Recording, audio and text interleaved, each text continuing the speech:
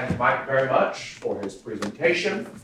We're going to have a time for questions and answers now. And so if you are a brother in the church and would like to ask a question, please raise your hand and I'll call on you. Logan will bring you the microphone. Wait for the microphone and stand up.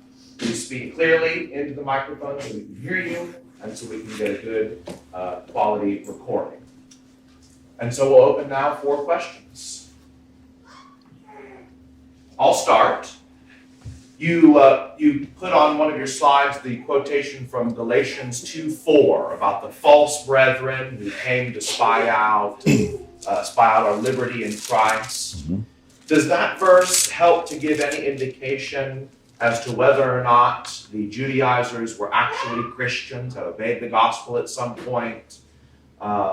Gareth Reese, in his commentary on Galatians, says this proves that they were not Christians, that they were Jews who were infiltrating the ranks of Christians secretly to bring people who had converted back out of Christianity altogether, to abandon Christ and to come back to Judaism. Do you agree with that interpretation? Well, I don't know, other than to say that I've always taken it that these were Christians in the sense that they had been baptized, but they just wanted to add something to the law. As to whether they were just, I guess my question would be, how do they infiltrate without being found out? Of course, they are subversive and they are secretive, but it would have to be coming from a lack of leadership when people come in to say, are you a member of the Lord's church? Have you been baptized? So I guess I've always taken it that these were folks who wanted to be Christians, but they also wanted their cake and eat it too. Clay?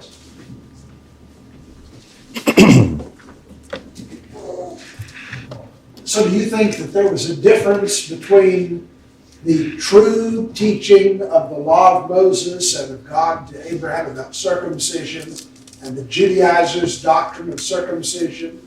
And if so, what was the difference between what was truly taught in the Old Testament about that right and what because in the Old Testament, was it essential for salvation for everybody?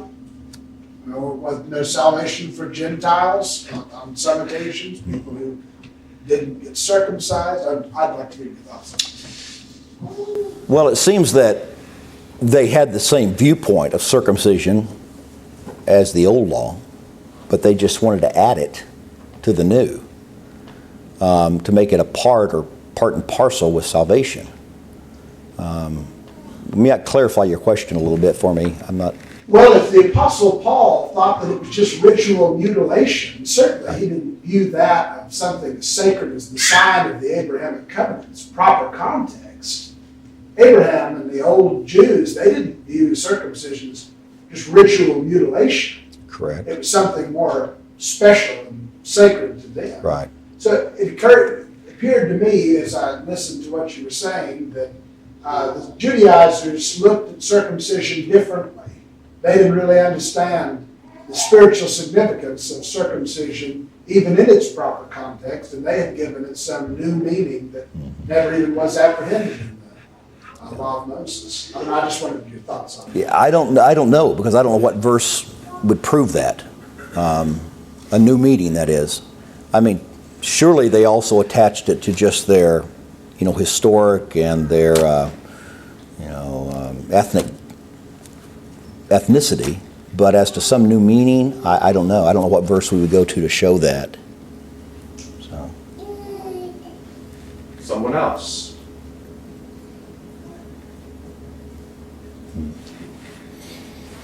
You must have been quite thorough, brother. Ryan Way. I didn't want to really, I wanted everything else to be brought up before I brought this up.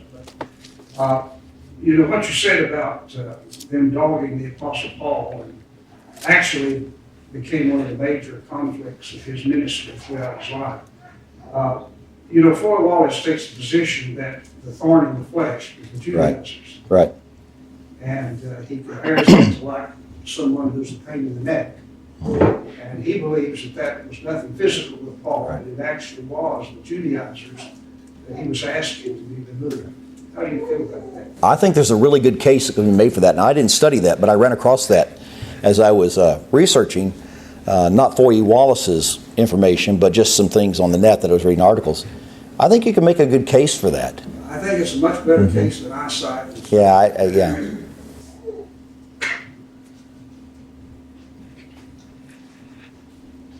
Anyone else? Plenty again.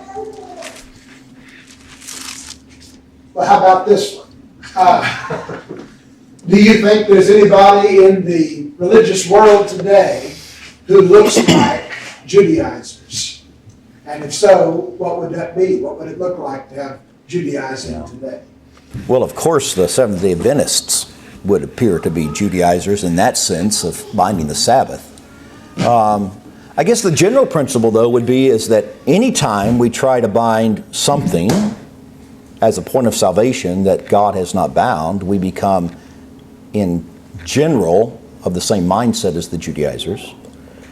But the Seventh Day Adventists, I think, would certainly be, fall into that category. Anyone else? Any closing remarks? No, other than to say it's kind of a tough topic because you sort of have to tease out, but it just seems like no book of the New Testament, well, I shouldn't say no book, but most books of the New Testament, the epistles anyway, have some element. And I wonder if maybe this is a more pervasive problem than what we've ever really considered. And to me, it just opens up a whole desire to think more about this. Smith and I were talking, if it weren't for the Judaizing issue and the immorality of the Gentiles, we wouldn't have much left in the epistles because Paul deals with those two issues over and over and over. So, anyway, but thanks for assigning me this difficult topic. Okay, thanks.